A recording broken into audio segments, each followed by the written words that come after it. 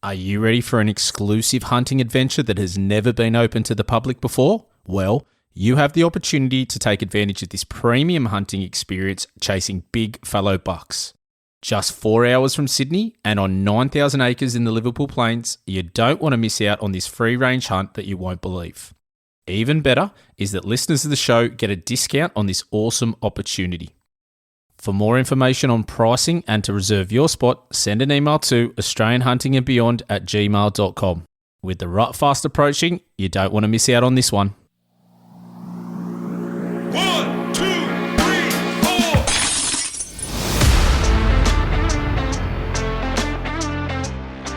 4. You're listening to the Australian Hunting and Beyond podcast with Matt,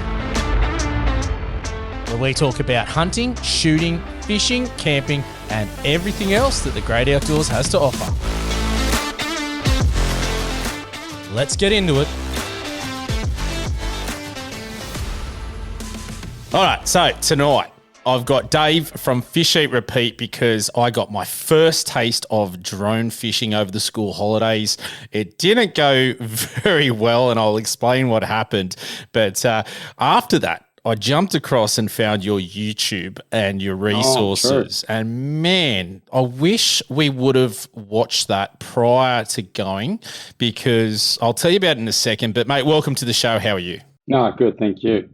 Yeah, drone fishing is something I got on by accident, so it was a bit left field, but I've certainly become some form of an accidental SME now, so subject matter expert, but yeah, no, good. Well, okay, so let me tell you about what happened, and then you'll understand why I went straight to your YouTube, found exactly what I know happened because of what you put out there, and I wish my brother would have looked at this a bit earlier. So let me take you back. So it was his fault, was it? It is. So let's take it back. We obviously went down to the south coast here in New South Wales, and the plan was to get out and do a fair bit of fishing. And one of the guys that comes on the podcast regularly, his name's Frankie. He got his first shark a little bit earlier, and I've just been talking about it with my brother and whatnot, and then we decided, well, he has a drone for his business. Mm-hmm. Cheeky. And he went, well, I've seen this drone fishing. Why don't I get the little attachment and we can hook it up and we can, just take it offshore and, Bob's your uncle. Was it a manual attachment or electronic? Electronic. And I'm like, well, this is good. And then so he ended up buying it like 3 days before we went away. It didn't arrive in time, and he was that keen to get it. He stayed home extra days for it to arrive, and I'd get a phone call every day with him checking the delivery status, and he's like, it's in Sydney, still not here. Next day, well, it hasn't moved. It's still here. So he eventually got it and came down. So he had the DJI Mavic, and he got, I don't know why he did this, but he got like a $38 attachment instead of the $180 one. And I was like, I don't know if I would have gone that way personally, but hey, did it. Pros and cons, risks and benefits. Exactly. Yeah. Got there. So he got down there. It was a little hook one, and the hook just spun. That's all. And it just dropped it as off. So after very limited instructions off the actual product, trying to work it out, I finally figured it out after about a good hour and a half. Set it up, got it working, happy days. So we tested it where we were staying, just took up, I can't remember what we took up, but just took up something, released it, happy days. And I was like, okay, we're good to go here. I don't know why I was doing all this because, again, wasn't my drone. I have very limited experience flying drones. Really, he got it, wanted you to do it. Pretty much. So I did the old tech side, got everything going, so we're good. So had a bit of a play around with it at the house, and then we decided, all right, it's on. Our mate came up. There was 4 of us. We went down shark fishing off the beach. So there was a couple of misfires. The first misfire was, I think we overloaded it with weight. So we've taken the DJI off. It's gone up. It's dead set struggled to the point where it was coming down very quickly. Yeah. So I released it and whatnot. So that was the first technical issue. So then we just axed the weight. So a smaller sinker, smaller bait, just dropped it down. Hooked her back up, sent her up again, seemed to be going okay. At one stage, before that, we've sent her up and the drone's malfunctioned to the point where nothing would work on his controller, and it just started cruising out over the ocean, but at like 10 meters high. So we're all panicking. We end up, my mate Gino ran out and caught it in the water. So we brought it back. Yeah. So I don't know what happened there. Quite shallow water, obviously. Well, he got up to about his knees, and in fairness, that's probably ankle deep for most other people. He's a very short man. But we ended up getting it, taking it back, and then we've hooked it up again. Finally, everything looked pretty good. Now, I don't know what happened here. For some reason, even though he uses it for his job regularly, and he's given it to me, mate Gino, who's hooked it up and sent it up. And I said, listen, my thoughts here is we get it 50 meters high and we send it. So if it starts to drop or anything, I can release the bait. We can get it back in. Everything looked good. Sent it out. Worked an absolute treat. So we're all good. Got it out there. Dropped it. Did our first fish off it and went, how damn good is drone fishing? The second one came in because this was a pretty big swell. The only downside was the sinker. We went straight into the rocks, which were probably a good 100 meters, to our left. It's a classic. Yeah. So then came back, did it again. But this time it got dark. So he still wanted to have a crack. So all we can see is pretty much the little lights on it flashing away. We've got it up. We've sent it out. Obviously on your phone, you can see how far out it is, how high it is. We had it at 50, had it there. Now here's where things went wrong. It's gone out. I've pressed the little button. I'm guessing it got dropped off because it didn't really show us and we couldn't see because it was dark. And didn't turn the lights on, we just dropped it. I've said to me mate Gino, I said, just hit the auto return home and it'll bring us back. So I think what's happened is he's turned around and walked backwards to my brother and broke the visual connection of the controller to the drone. And then, because all I see is the red and white lights going, or whatever color they were, slowly start to descend and descend and descend. And I've run over thinking, oh, the bait's caught up, and I'm hitting it, going, this makes no sense. What the hell's going on? Just kept going down, down, down, down, straight into the water. And bye drone. That was it. Our drone fishing adventures had lasted maybe an hour and a half. So that was absolutely devastating. So I went to your site and was watching some of your YouTube, and on one there, you went into the settings.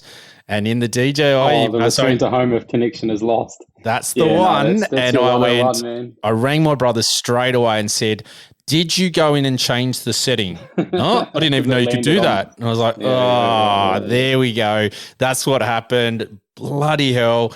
Man, it was just, look, it was a night full of errors. I will say that. We had Frankie, he got out he made all this burley and he put a nice, he had his nice little bag, and the swell was going like right to left of the beach. So he decided that he'd put it on the rocks on the left-hand side of the beach. So I have no idea what he was doing there, because I think the burley trail would have been a metre on the side of the beach at the front. Just going nowhere. But Frankie, good fisherman, that bloke. We'll talk about that with him when he gets on next. But, mate, how did you learn so much? Because it was... From our little endeavour, I fell in love firstly, and to the point where I've actually made some drone fishing T-shirts on our shop. That's how keen I was on it. But to get one. Definitely going to get into this. It's awesome. How did you fall into it? So it was a bit left field, eh? I guess background on myself. I'm not extremely technically minded, but I always think I'm okay. I've got a desk job, so I work on computers a lot, and I've gamed and stuff back in the day. So I also like a bit of chaos, but chaotic. So like the kind of technical side of fishing I've always enjoyed.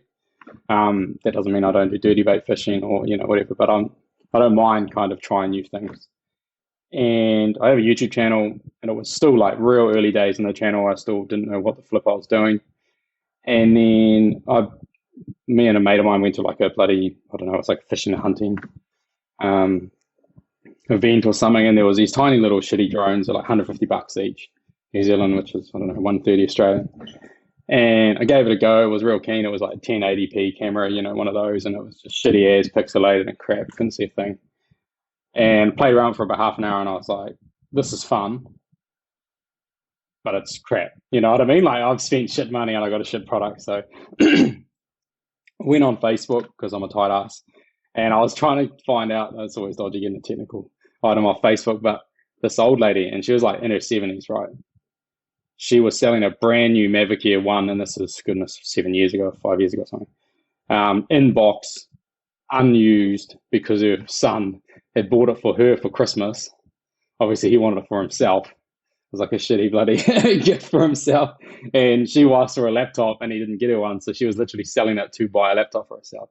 So I can't remember how much it was. I think they were new, like they'd just been discontinued. I think it was when like the Mavic Air 2 may have just come out, or, you know, something like that, or the Mini, whatever it was.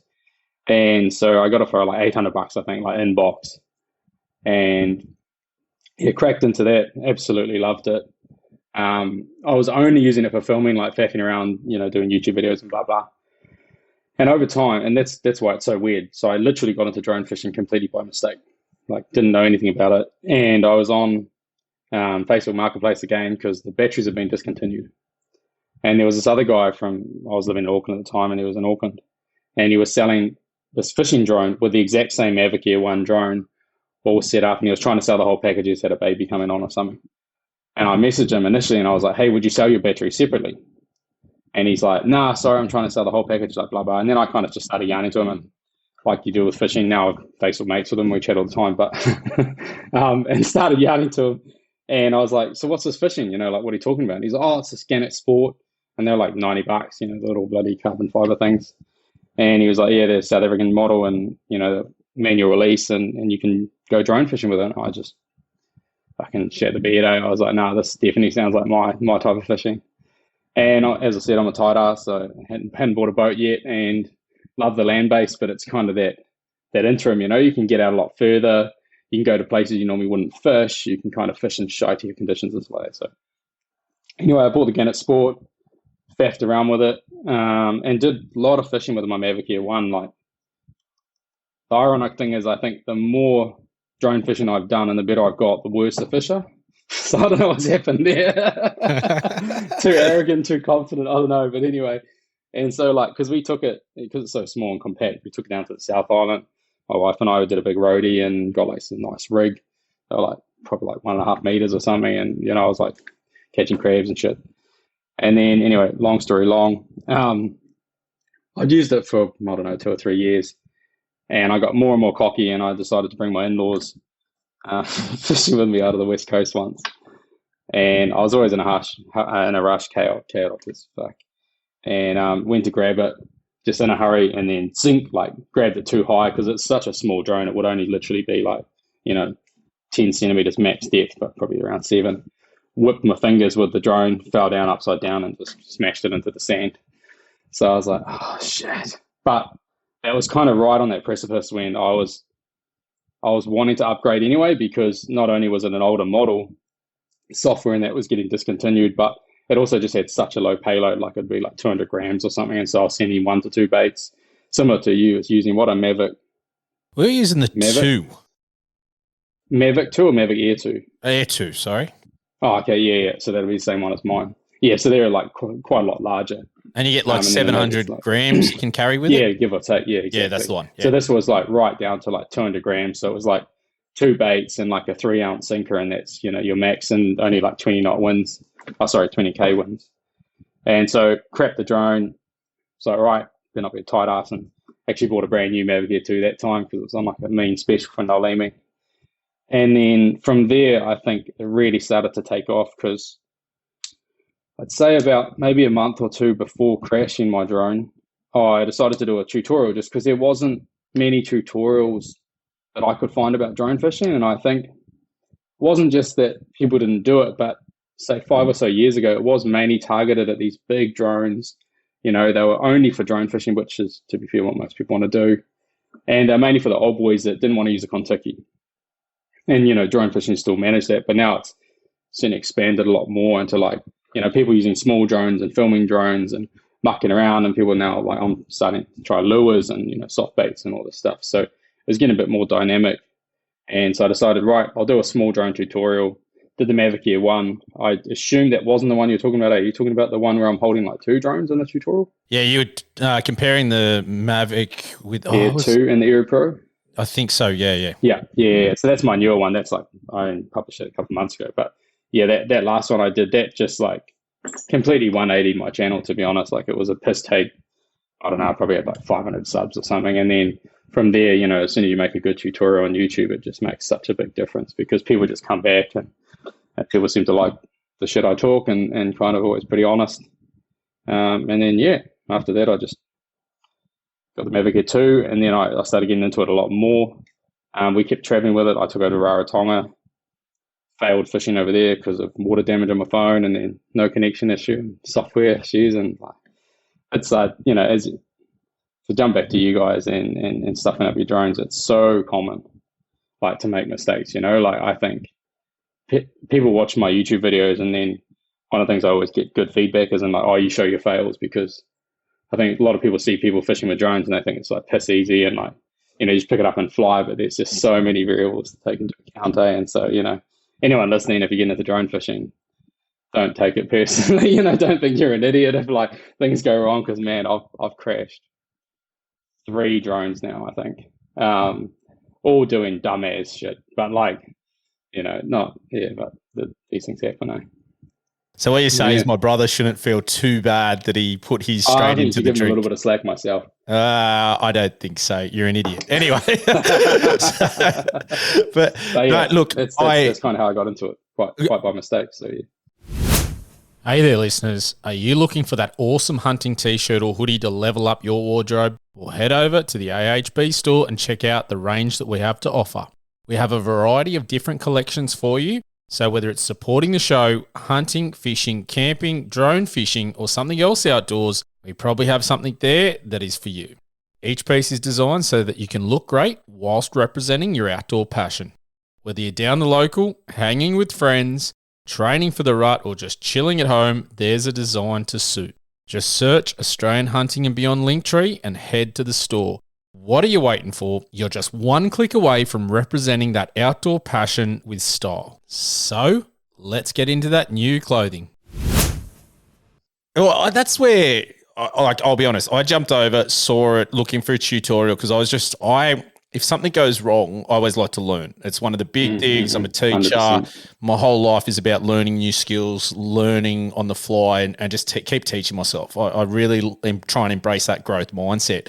And that's how I stumbled across yours. And from there, it's just been this like deep hole that I've got into and just keep uncovering new stuff and different products and different ways that the releases happen. And then I started watching the one, and then I've gone through pretty much all of yours, and it's great. And that's why I reached out and said, I did it once and have just went, this is perfect. And one of the reasons it's perfect is because I am a really bad, I get seasick so bad. Oh, yeah.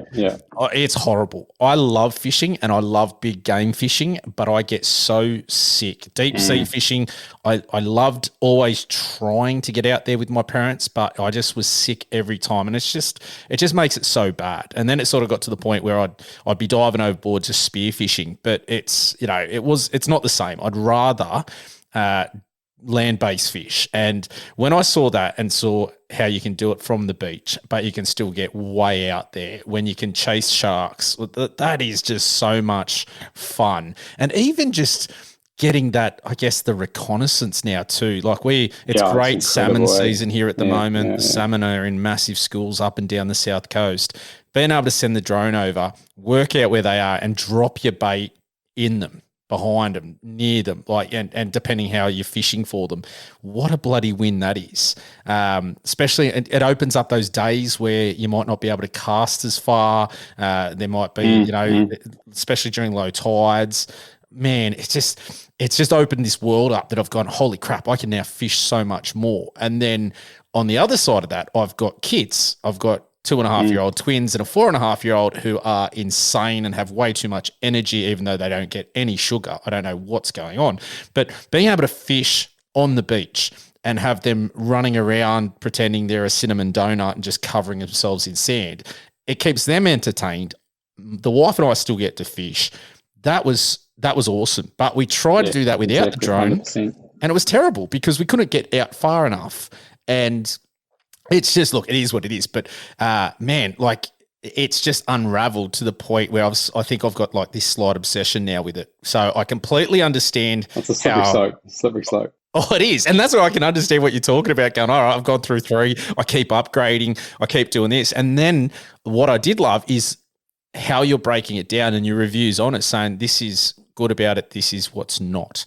And that's where Eru seem to be the one that I've sort of researched and sort of come away with thinking it's probably the ideal version for me, in the sense that it's got some pretty cool features. They're not new to drones. I mean, the return to home feature and things like that, that's pretty standard.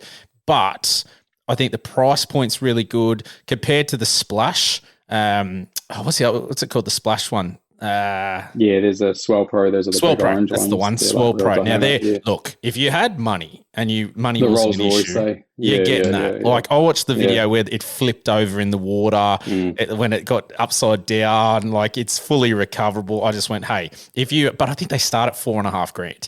Now, for most people, that's a lot of damn money. But the Eru, I think the Pro Pack's about $1,600. Really good price point. And as you said before, not needing the boat. That's such a win. How have you found the Eru? Yeah, so just to jump on kind of what you said about drone fishing and its dynamicness, like, it's shocked me how fun and engaging drone fishing has been for other people. You know, if you go surf casting with people that aren't interested, for me, they don't care. But I don't know, I think it's the drone, you can get photos with your family, you know, and the kids are like laughing about it. I've taken heaps of my mates' kids and family and my in-laws and etc. And you don't get wet, which is like a safety feature as well, you know, for elderly or young children, etc. Big swell. So it's surprised me how much people have, you know, kind of taken it on board. It's more of that family orientated kind of a fishing style, like the Kontiki, but just way less admin and a little bit more interactive. Like, you're not using a bloody electric winch. Well, I mean, you can, but you know, you can use a surf caster and rod and still use your same setup without too much technicality. But jumping to the Eru, it's bloody good, eh? Like, yeah, as you say, dollar for dollar for any kind of off the shelf stock standard fishing drone with a camera. I think it's well up there. It's one of the reasons I bought it. It's kind of there is another drone that's come out, and I'd say this because I kind of work with Drone Fishing New Zealand. They've been real good to me. It's a Swell Pro, but it's this new FD1 Plus, which is around, I think, the $2,500 bracket. So it's that slightly higher. It's waterproof though, which is a good thing, but no camera. And then obviously you have your Mavics, which is incredible flying drones, but not designed to go fishing. So, you know, there's your pros and cons. But I think smack bang in the middle, like off the shelf drone, Eru Pro have really like changed the game, because it's a solid drone. It takes a shitload of weight. Like, I don't know, you would have seen when I was faffing around, like, it's the safety rating they've given as a kilo, but I was kind of taking the piss and wanted to see what it can do. And it did 1,200 grams, you know, which was whatever, 2.5 pounds or something. Like, no dramas. It still had more to go. And I've sent it in just mental weather, like, just, I don't know if you've seen the recent video by any chance where that wind's just howling away. I don't know how far hard it was going. It would have been 45 k's an hour. It's just ripping and it still goes. So yeah, off the shelf.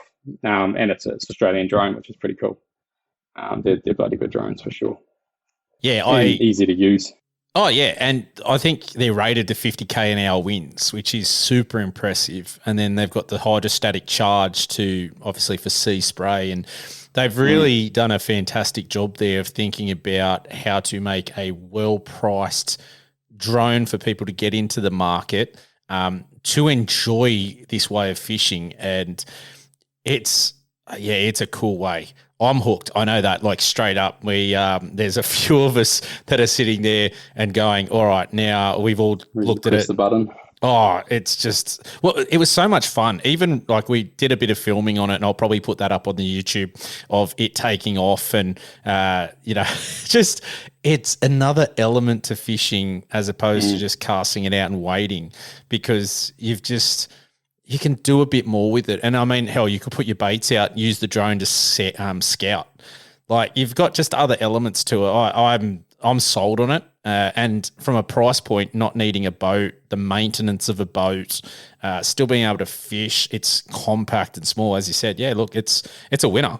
Oh, the maintenance, as I said, I'm a tight ass, but like a mate of mine who's an extremely good kayak fisherman, he was like, why didn't you buy a boat or a kayak?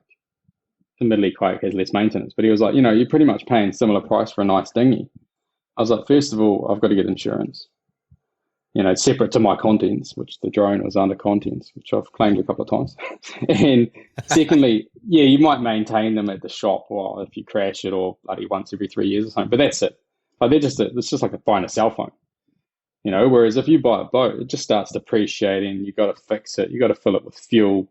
Like this drone takes me, I don't know, 17 cents or something to charge, like it's a one-off cost, which is so unusual for like, what you get from it. You can go out bloody 1,000 meters or the Euro Pro competitor to go out 10 Ks, I think, on its, max distance, which you'd be nuts to do. But, you try and do it and similar with any other object, like whether you cast it, whether you use a bloody torpedo, like they've all got different kind of restrictions that the drone just doesn't have.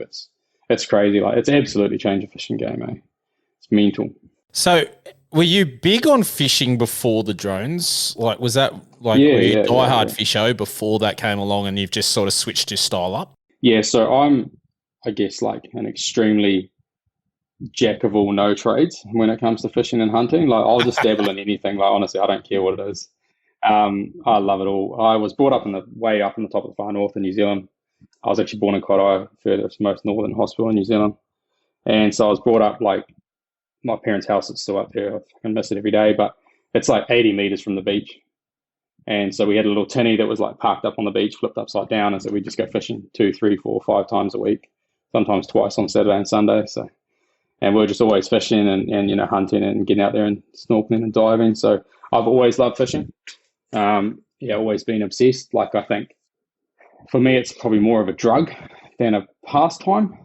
Most people say they love, bad days fishing is better than good day work. But for me, nah, like, I love the rush of the screaming reel and all that, like I love the addiction of trying to get a fish and especially, going to new places and stuff. But yeah, always been into it ever since I was a kid. And I've done all styles of fishing. I've fished all around the world now, but whether it's bloody, fly fishing or top water or soft baits or jigs, but I've specialized in drone fishing, as I said, probably more by mistake, and by convenience because it ticked the majority of my boxes by being technical and chaotic. Not everyone's chaos. When I fly a drone, I'm chaos. And cheap and really good and interactive. My wife can join and all that stuff. So yeah, I'll do all types of fishing, but I do a lot of drone fishing for sure. What would be some of the pointers? Like if someone like me, I'm pretty new, but like I've done my research, but would there be some sort of pointers you'd be giving someone like me just getting into it? Yeah, there's funny you should say that because the whole reason I did that tutorial, I did that massive one, that eight part series, is because I was copy pasting replies. Like I started pasting it in a document and it got longer and longer, and I'd paste these massive replies when someone would ask you a question. And so I was like, right, bugger this. I'm going to make like the most in-depth tutorial that I've ever made. But that aside, best, the number one tip I can give anyone to drone fishing, practice on an open field, which it sounds like you guys didn't do it. It's a bit late now, but like practice on an open field because first of all, there's no water. There's no salt water. It's flat. There's no trees or buildings or bloody seagulls and shit in the way, no sand. But it's mainly about the kind of the muscle memory and the confidence, like with anything. But drone fishing is a completely different style of fishing. It's a bit like driving a boat. Like you wouldn't go game fishing before you, kind of learned, or hopefully not, some idiots do, before you learn how to drive a boat and understand swells and chops and read rain radars and stuff. Drone fishing is the same. Like practice heaps, drop it heaps, try different reels, rods, fang it out there like full pace and then try and knock it off, check safeties and stuff. I'm not saying ruin your drone, but the more you fly it and the less you do it right before a weekend, waiting to get it and then fly it out. And I'm not judging. I did the same thing. Whenever I get a new toy, I'm like waiting for the postman, like delaying stuff. But that's when you're going to get yourself in trouble is like, when you're inexperienced and it's such a expensive toy like to play around with. And I guess the other thing is they're quite dangerous. If things go wrong, the Mavic Air 2 is not too bad. There's another short video somewhere. I've never published a full one, but I was fishing in Fiji and sliced my hands to bits. Like if you grab it wrong, you'll do some damage. And the Aero Pro, that I bet it could probably take half your finger off, like if you got nicked by that at full pace. So safety and practice would be my probably top things I'd suggest. Probably sounds a bit wimpy, but in a day job, I'm a food scientist. I specialize in compliance and quality. So I've always pushed the PPE and the safety a lot higher than probably most people would. But other than that, once you've got your practice up, you obviously watch YouTube videos, not just mine. There's heaps out there. I watched most of the Aero Pro ones when that came out, funny enough. And I learned heaps about, for example, placing the nylon under one of the feet so it doesn't fly up and get caught. Just random stuff like that. It's just practice and watch other people make mistakes. I try my best to be real honest in my videos. I include heaps of fails. I've included the crash drone one twice and then, other stuff. So yeah, it's just learning and taking time. I think maybe that overconfidence was probably where we went wrong, because he uses it for work every day, and he's certified. You've got to do courses here and be certified, and especially the bigger ones. There is cutoffs like the DJI Mini. You can run, anyone can run, but above that, you really start to have to get to the accreditation side, which he has all those things. So he probably should have been the one operating rather than giving it to our mate, even though our mate said, "Oh yeah, I'm really good," and then didn't know how to press an auto return button on the damn screen. So I don't know how good he was, but look, it happens. It's a good story now. I had a good laugh. It didn't cost me anything, so I keep reminding him about that. It was a cheap experience for me. I can see where people are liking your stuff, and they like that honesty. And I think we all start somewhere, and we all make mistakes, and we all learn, and we are all continually learning, or hopefully you are, because the day you stop learning is a sad day. And I think that's what attracts a lot of people to what you do and the growth, because I know when I watched it, and as soon as I watched it, I sent your things to a few mates, and all of them got on board and were like, "This is great stuff. I love it." And it's just simple, easy. You do some really good stuff. You're honest, and just watching you have fun with it. That's, it's good fun. I think that's the best thing about social media and YouTube and things like that people can just put things out there into the space. It's awesome, because you'll see someone will do something a little bit differently. Like you just said about putting the, the fishing line under so it doesn't get caught up. And a mate, Frankie, said he'd watched someone's, and it could have even been yours, but he said, "I'll put sand on the line over here so it weighs it down so when it takes off." Yeah. And I was like, that's a good idea too. And there's so many different ways that you can learn and do. So that's all cool. Have you found that your rigs changed because of the drone fishing? Have you changed them over time with how you're running things? Yeah, no, that's a good question. So when I first started, as I said, small drone, I was limited to kind of a two hook flasher, and then I kind of made up my own long line rig, so to speak. But the rig that really changed the game for me, and if you've seen the tutorial, you would have seen it. It's a name I gave it myself, but the sacrificial drone rig. Which is that kind of triangle of 3 strands of nylon. And the reason is because despite me being chaotic, I try and be efficient. And I noticed everyone that was drone fishing, they'd get to the beach and have to set up these rigs and tie knots and all that shit. I hate that. I don't even cut my line when I finish fishing. I take all my rods apart with the clips still on and cap them. So I get there, clip everything, and I'm gone. And that sacrificial drone rig, which is basically to add 4 meter distance from the drone to any rig I'm using, and it can clip onto any rig I'm using, really changed the game for what I started to fish with. Because to jump back a little bit when you're talking about things to know, from what Gannett said and from my experience, if your trace is less than about 2 to 3 meters, and especially if you're using a standard fishing drone that's not a standard drone, not designed for fishing, as the drone moves, it tries to counter whatever this weight is attached to it, and it'll flick up and down, and eventually you'll stuff your drone. if you've got a long piece of nylon, or the pendulum effect takes so long to swing from, either side of a circle, so to speak, and you won't crash your drone. And so by making the sacrificial drone trace, it's 3 meters plus, that attaches to any single one of my traces, doesn't matter what trace it is. I know that then I could start messing around, like I've sent stick baits out, because I just clip a stick bait to the end, and I know there's that 3 meter trace. And I handmade these flasher rigs using these BKK, not flashers, drop rig, but using these white BKK circle hooks. And that's, funny enough, the best fishing I've done. And I'm going to make another one because I keep not catching fish. So I might go back to the rig I made, but it was like a 6 hook long rig. And we put, these beautiful BKK circle glows. I'm not sponsored by them. It's just wicked hooks.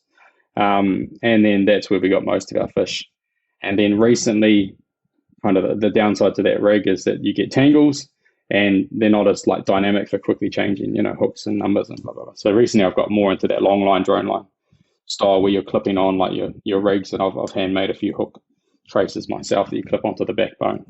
And that's really good for tangles. You get 0 tangles, but I do think just the style of that long line hook doesn't hold the fish as well as like your nice, big, beautiful, bloody expensive BKK circle hooks. So catch 22. If you've seen the triple hookup video I got 3 massive kahawai or Aussie salmon for you guys on one rig, and that took like 2 hours. I had to cut the trace almost, like it was fucked.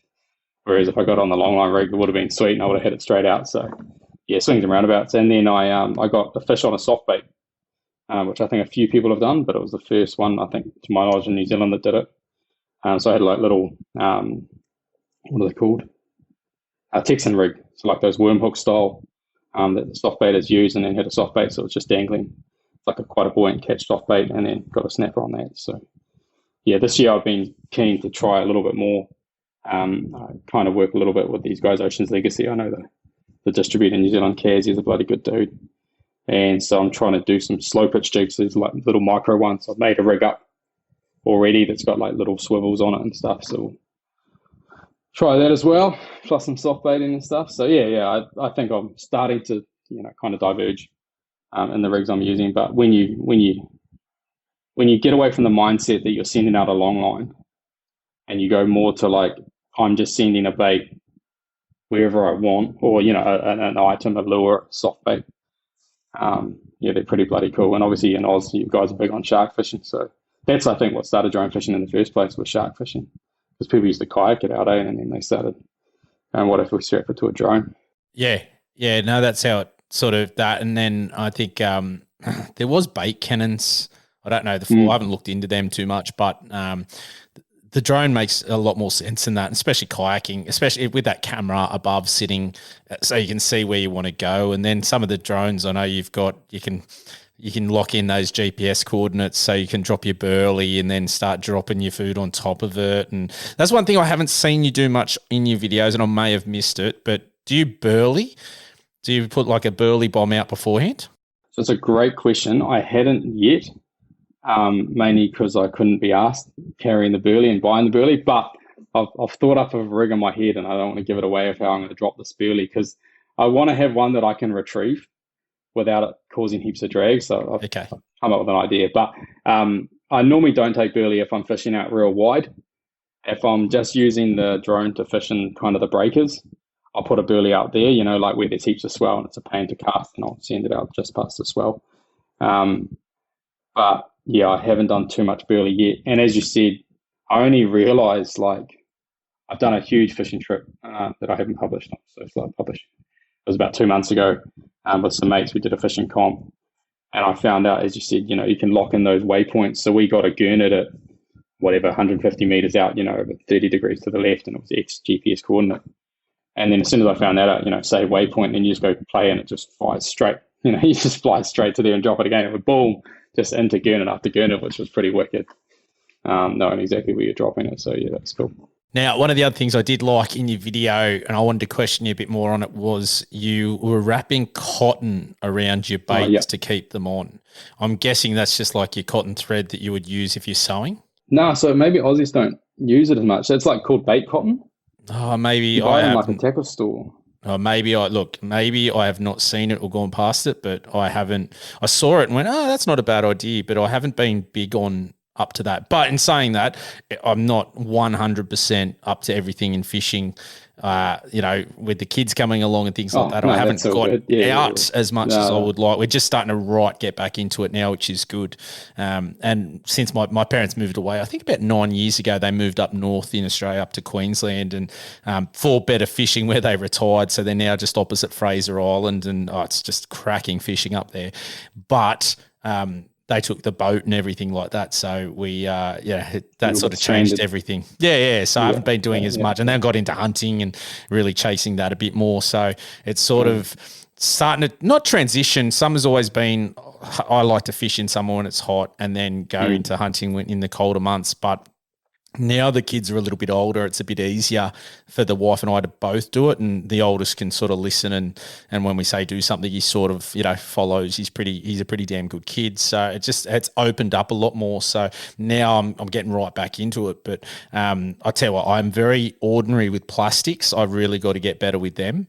I'm still sort of old school minded of using bait, so it's just practice, yeah, exactly. And it's what you're used to. Like it's hard committing. Like I was exactly the same. I feel like every single person that's done soft plastics is in the exact same boat. No one ever picks it up and goes, this is going to work, because it just doesn't seem like it will. And then it's when you get that just, and it's just pasting you into a reef, then, I do like a big cheeky soft bait session. But just sorry, back to the cotton. Yeah, you could be right. You may just not know about it, but it's pretty common in bait stores, and it just locks in your bait to the hook and stops like little pillages smashing the bait, and especially a softer fish. So if I'm using like bonito, any tuna that's soft unless it's salted, but even still, squid you don't normally need it, but any soft flesh stuff that's going to fall off, you just cotton it down and it holds it way better on the hook. I generally like to fish with squid for that very reason, is that the bait stays on a lot longer. I find pilchards very soft, so beach casting them, they can come off quite easily, especially if you're trying to get them a lot further out. So they just become little burly bombs mid-air. They do. Yeah, exactly. And not necessarily the way you want to go either. That's the problem. Exactly. But it's one of those things. I think that the beauty of fishing, in my mind, is that there's so much scope to it. It's accessible for everyone and at all different life stages. And I sort of alluded to that a little bit, saying it's changed a lot for me with kids and whatnot. So that's not necessarily a bad thing. I love my kids, and I got them their first fish over the holidays, and they're just hooked. They're just wanting to go out and fish. I keep getting asked, and as soon as I say fishing, they're all yelling at me, yes, let's go.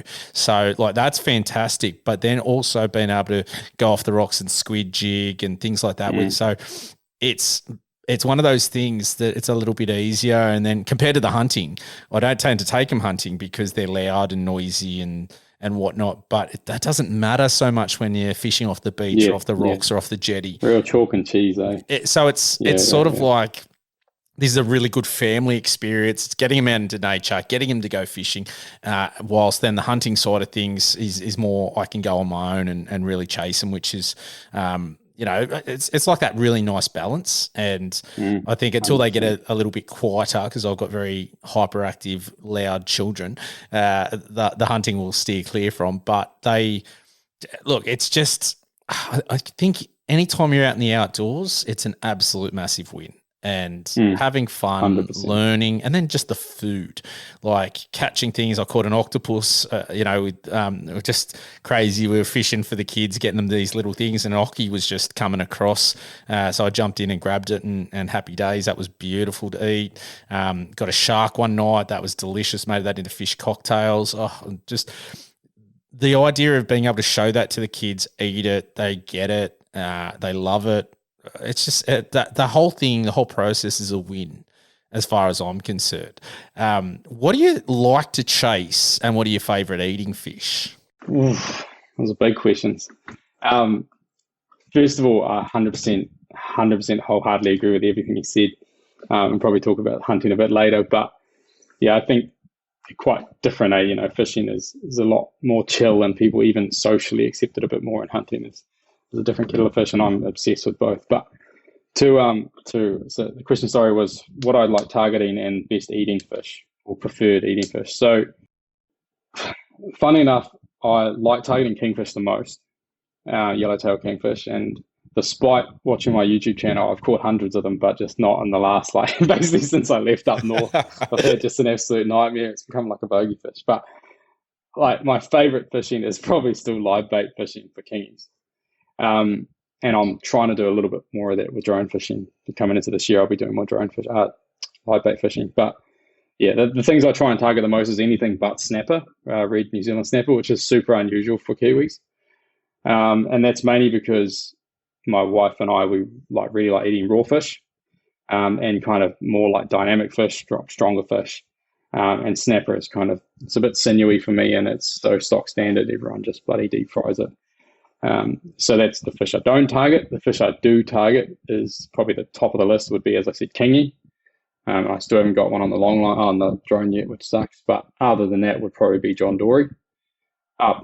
Sorry, that's what was in my head of things I like to catch. A gurnard. Gurnard is my second top, and I've got some bloody nice gurnard. Would be probably the thing I deliberately target, and then trevally, and then just anything really like gurnard fish. I guess I ironically target everything but snapper. And so if you watch my channel, like I get a lot of shit sometimes. They're going, "Oh, you did this huge 30-minute video and you got one kahawai." And I'm like, yeah, well, it's because I went to a new place that I've never fished, like because I've actually fished in a different spot every single time. In familiar territory, didn't know the tides, and I'm not trying to get a snapper, so like I'm trying to pick up the random shit up. So yeah, and that's what I target. In terms of what I like eating, that's a real tough question. Because there's, I guess, jumping to the name of my YouTube channel, so it's Fish Eat Repeat. Despite myself focusing on drone fishing, the whole point of my channel was always that I'm going to eat what I catch. And I don't really like fishing for the sake of it. I don't even really like catch and release, which will piss some people off. But I'd way rather catch one or two fish and know that I haven't released any to die. Again, controversial statement, but then catch 30 and release all of them and probably lose 10% anyway. I'm only there for eating, the only time I'll sport fish is if sometimes I'm taking a piss doing a bit of shark fishing, where they're full of mercury and heavy metals, the big ones. Small ones I'll still eat. Or if I'm fishing overseas and it's not my country, if we can eat it and the people I'm going fishing with are keen, I'll do it, but otherwise I tend to not eat fish overseas. Because it's not, Aussie's probably a bit different. I've eaten fish from Oz because it's pretty similar to New Zealand. Most favorite eating fish is yellowtail kingfish. So it's my favorite fish to catch, and it's my favorite fish to eat. It's like a very dynamic fish. I've probably thrown the word dynamic around a lot, but it's so massive and hits such different pieces. When you fill it a big kingy, I'll be arrogant and say a big New Zealand kingy, like probably a meter from the head to the V of the tail, not like your bloody end of the tail. These are like 15, 20, 30 kilo fish, and say 70% of that is meat. And when you fillet them, you don't fillet them like a snapper where you get like a V of fillet this big, or whatever, how big you catch a big snapper, but you'll get belly flat and you'll get like kind of a tenderloin, and you might get the roe, and then you might have some skin on, you might get back steaks. I'll smoke the head, I'll smoke all the frame. There's so much, you can even drill the skin or do whatever like this. There's so many opportunities, and with one kingy that grows super fast, because I freeze my fish as well. Some people say you don't freeze fish. You better be careful, but it's fine to freeze fish. So you end up with like 10, 15 meals or whatever by the wings. The wings is a meal, and I just did a smoked fish video on the wings and the head and frame. And so, yeah, top fish for me is kingy, followed probably by the same fish I target, gurnard. It's a good eating fish as well. I love sashimi, so I get what you're saying there between tuna and kingfish. Love it. Really, really one of my favorite ways to eat it. I think it's hard for me. It's really interesting. My wife likes more bland fish, not fishy fish. That strong flavor. I love it. So it's sort of where offset. And so you go with the wife's, because that's why. Pretty much, yeah. That's just that's how marriage works, isn't it? Yeah.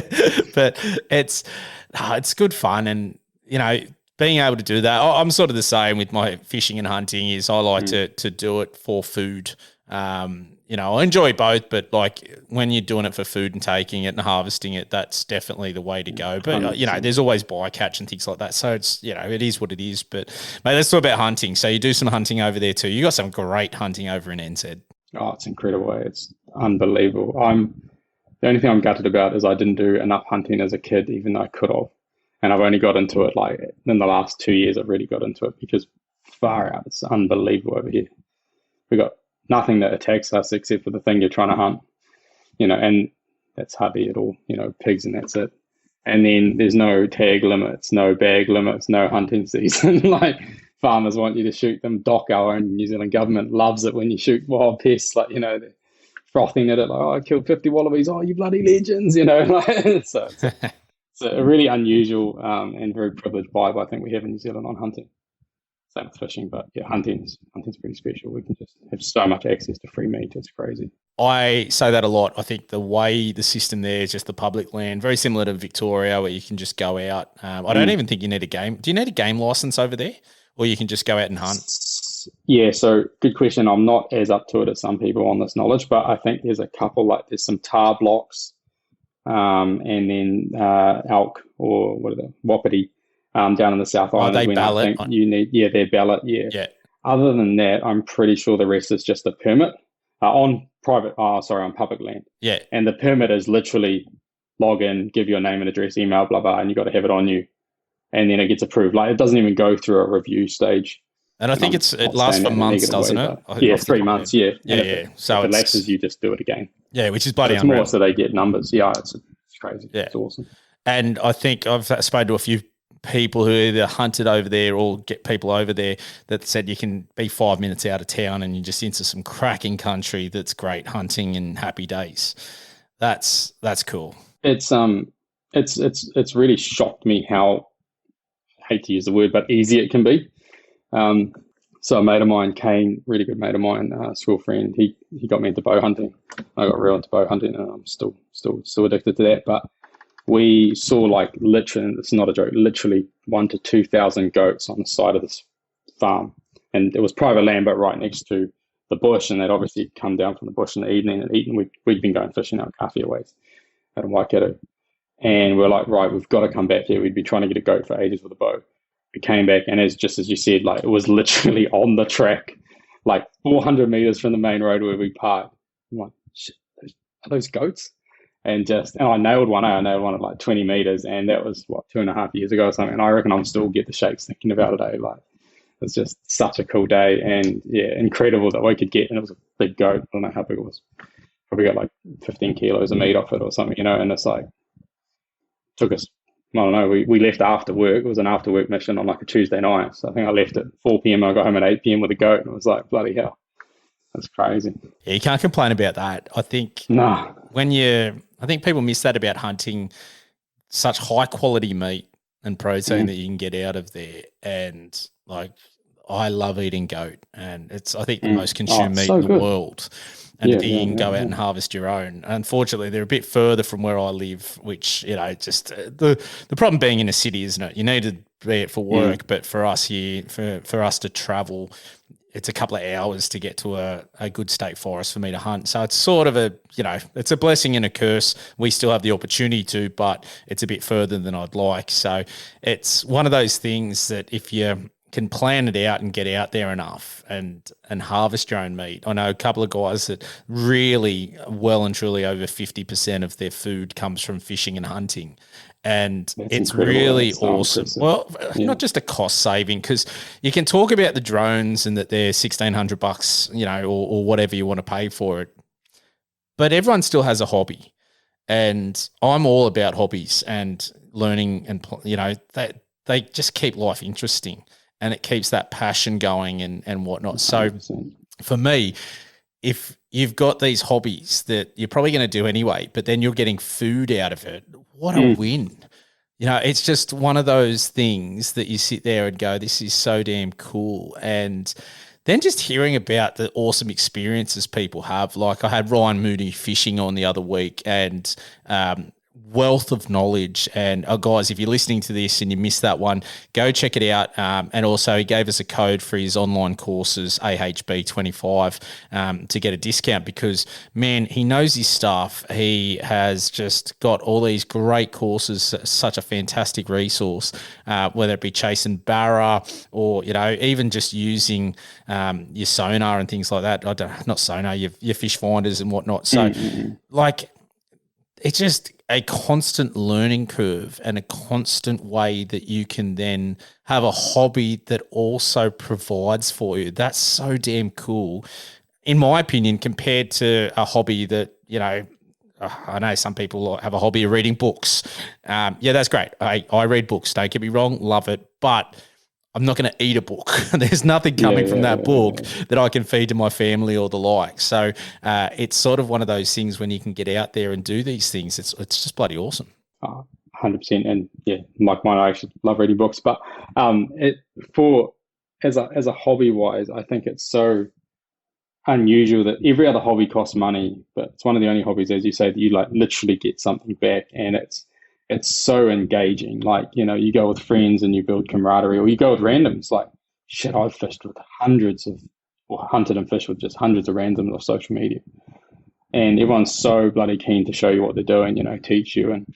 And you get the experience, you learn what to do, you learn how to bloody butcher, fillet. I should be careful. Yeah, butcher, fillet, clean fish and game. And there's definitely something a little bit different about eating something you eat yourself. And it's ironic coming from me because I'm a food scientist and I make all my money from food manufacturing, and I've got no issues with people buying food. But there is a balance where if you buy takeaways, mentally you don't care, it doesn't go into you if like whatever this animal passed away, there's this much protein, I walked this many bloody steps, I sweated, fell over, broke my arrow, but if I'm eating that goat, you get this rush of memories as well, Like it's such a different experience. And same with fishing or whatever. And I went fishing with my best mate Zach. So it's really cool, and it's a great way to spend time with family and new friends and people as well. It is, and I think one of the things I like about all of it is it ties in so nicely. Like, I'm big on hiking, I'm big on camping, obviously fishing and hunting. You can do it all at once. And, I love hunting 100%. For that reason, that you're hiking in the bush with a rifle trying to get, food. That's awesome. Same as fishing. You can go out there. I was squid jigging, and I've got this awesome little backpack where my kid goes in, the Osprey Poco, and throw him in the back, walk around. It's like hiking with weight and being able to cast and try and catch something. It's good for your health. It's good for your mental health, being out in the outdoors. I wish more and more people would do it and get into the lifestyle. And I think that's what's awesome about what you're doing, is because, as I said, I've got bitten by the bug for drone fishing, but then being able to look at resources like what you're producing and the content that you're putting out there, massive learning curve. I've learned so much from it. That's got to be a good feeling, knowing that I'm probably one of many That's doing awesome. that. Yeah. Oh, thanks for that. I don't think people understand, and I hope I never get blasé to it, but every time someone writes a comment like, "This was so helpful, I'm so glad you put that stuff up in," oh, it was funny, but, I'm so thankful you did this video. I've been looking for this for ages. It's so good because it makes it worth it to edit it, but also more importantly, you're actually helping people. I'm not just doing it. Again, I have to be careful, not just doing it like, hooked up, and I do that heaps, but I like to give something back, and not just publish more videos, but also try and help people as well. So that's really cool. But awesome. Thank you. I'm glad you enjoyed it. And it was cool that, I guess, through that video we're on this podcast. So it's pretty buzzy. But so I guess thank you, brother, for crashing this drone. I will. I'll pass that message on. Mate, tell people where they can find your socials. Obviously, it's Fish Eat Repeat, pretty easy to find on YouTube. I'm guessing the same name you're on Instagram and Facebook. I think I've followed you on Facebook. I think that's where we messaged and started chatting. Yeah, no, awesome. Yeah, so exactly the same. It's all spaces Fish Eat Repeat on YouTube and Facebook. And then Instagram is just _, fish_eat_repeat. all pretty similar. Instagram, I probably post a little bit more. And then YouTube, I focus a lot more on my fishing and catch and cook. Instagram's a little bit more on reels and posts and stuff. And then recently, I guess, as I said, I'm food science by trade, so I've been trying to add a little bit more kind of science in the background of this wild game, trying to give people a little bit more understanding. So I've started a secondary kind of offshoot. It's a podcast, in inverted commas, channel of YouTube called The Wild Food Scientist. Talk about dry aging and raw fish with lemon juice and how that all works and stuff like that. So absolutely love it. yeah, it's the full shebang. Yeah, that's cool. So what was the podcast called, mate? It's The Wild Food Scientist, but it's under the Fish Eat Repeat YouTube. Love it. We might have to run another podcast and get right into that down the track. Yeah, that'd be wicked. Yeah, I'm keen. Yes. I have been slow on it, but I've almost finished a video of smoked fish, wet brine versus dry brine, and holy shit, I thought that would be easy. And honestly, I just deep dived into the science got real technical. It took me like 3 months, but anyway, we got there. So almost finished it. Well, mate, it's been a pleasure having you on the podcast. Thank you for coming on. As I said, love your content. I know it's helped heaps of people. Really easy to follow. If you haven't, jump over and check out Dave's gear, Fish Eat Repeat. Thank you again, mate, and I'm sure we'll do it again, and I'm keen to get more on this food scientist side of things and go down that pathway. Yeah, awesome, man. I come into Aussie so much. I'm sure we'll catch up in some way, shape, or form sometime. We have to go for a hunt or a fish or something. Or if you're over in New Zealand, so happy days. Sounds good to me, mate. So, all right, listeners, I hope you've enjoyed and learned a bit from this one. Bye for now. You've been listening to the Australian Hunting and Beyond podcast with Matt. Thanks for tuning in and can't wait to catch you next time. But in the meantime, if you want more, you can find it at linktr.ee/Australian Hunting and Beyond. That will give you our YouTube, Instagram, X, Facebook, you name it. We'll catch you next time.